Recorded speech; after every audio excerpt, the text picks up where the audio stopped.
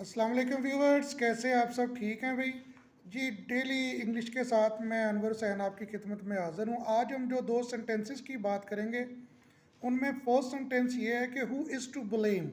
अक्सर आप कहते हैं ना कसूर किसका है, कसूरवार कौन है। तो उसके लिए हम अंग्रेज़ी में यूज़ करते हैं हु इज़ टू ब्लेम। कसूर उनका है या कसूरवार कौन है, who are they to blame. ठीक है वो गाइस। दूसरा sentence which is very important for all of you. अक्सर लोग शायद, मैंने तो एक बार किसी स्टूडेंट से सवाल किया था कि व्हाट इज़ योर फादर। वो स्टूडेंट कहने लगा जी सर वो तो इंसान है। वो I was greatly shock to hear this. Actually what is your father जब कोई आपसे कहता है तो इसका मतलब ये होता है कि आपके अब्बू क्या काम करते हैं। तो आपने उसका आंसर ये नहीं देना कि my father is a human being. आपने कहना है जी my father is a doctor and whatsoever. Got it guys. तो टू सेंटेंसेज हैं, कसूर किसका है, हु इज़ टू ब्लेम, और आपके अब्बू क्या करते हैं, व्हाट इज़ योर फादर।